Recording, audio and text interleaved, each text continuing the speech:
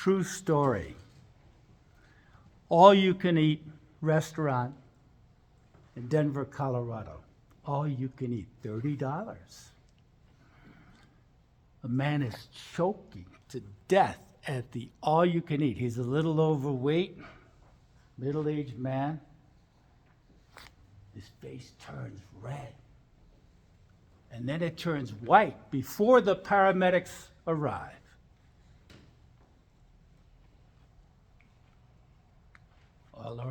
All eyes are on him. And a paramedic grabs him at his waistline, and he fashions the Heimlich maneuver, and out pops a half-eaten pork sausage, and it flies across the room, the most beautiful Heimlich maneuver ever. And the man gasps, and color comes back to his face.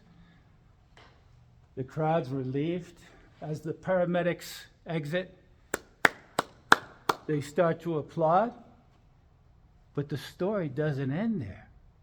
No, the man gets back in line. You're laughing, but how many of you would get back in line? I know I would.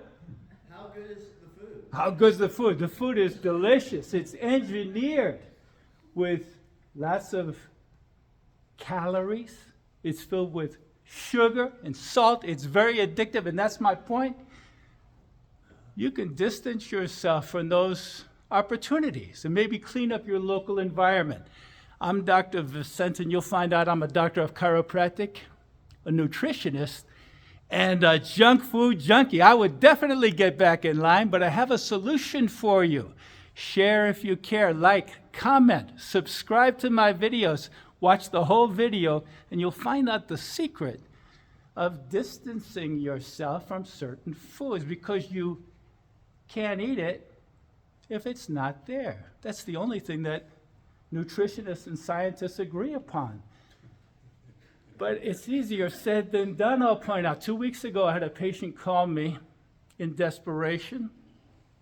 Her children called me, really. She's bellowing in the basement of her home. She can't get out. She has excruciating lower back pain. And I'm called out to do a house call. The children let me in. The living room is just filled with junk food. There's little bowls there for the guests with chocolates in them. The kitchen table's covered with bread, half-eaten ribs, chips, fries, donuts. It's all over the house. I go downstairs, she's yelling and screaming. She looks like a bowling ball. She's got these little arms and little legs, and she's rolling around on the floor. She's grossly, morbidly obese, and I barely can wrap my arms around her to fashion an adjustment to bring her spine into alignment. And I managed to do that and give her some relief. And then we pushed her, the children and I pushed her up every painful step back into the kitchen, where she plops down, and I begged her, this has got to stop. You have children here. You have to clean up.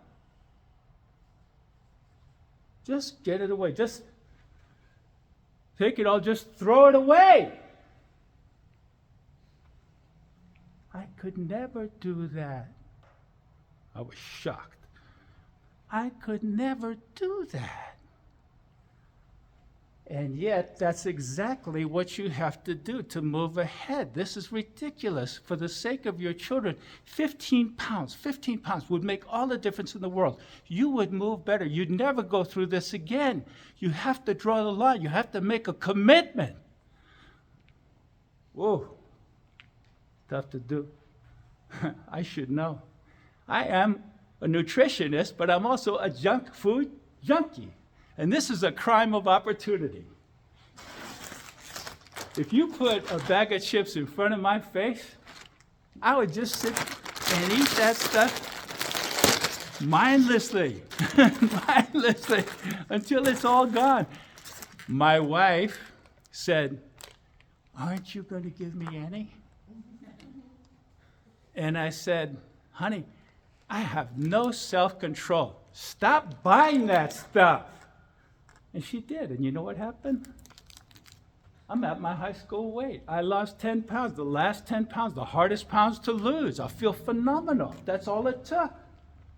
If the habit pattern is short-lived, if it's kind of a new thing that you're doing, and you're sitting in front of the TV, and you could let it go. You could let it go and go to a new level of health. You can't eat it if it's not there. In fact, I challenge you. You could make a little ritual of it. Get all the junk food in the house, the cookies, the cakes, the sugary items, the sugar itself, the alcohol. And when your spouse is not there, take it and unwrap it and pour it into the trash can and make a big mess of it. Let it go and slam the lid shut.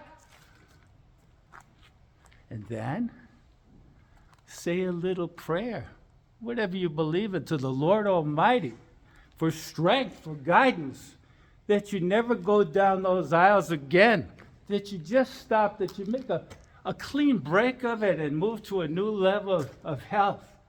And I imagine that as you slam the lid on the trash can, you might feel a little bit like Martin Luther King felt when he said, "Free at last, free at last. Thank God Almighty, I am free at last." Hey, don't eat that stuff. Don't go down those aisles. Cut it loose. Share if you care. Like, comment, subscribe, and I'll be back with something powerful and positive for you and yours.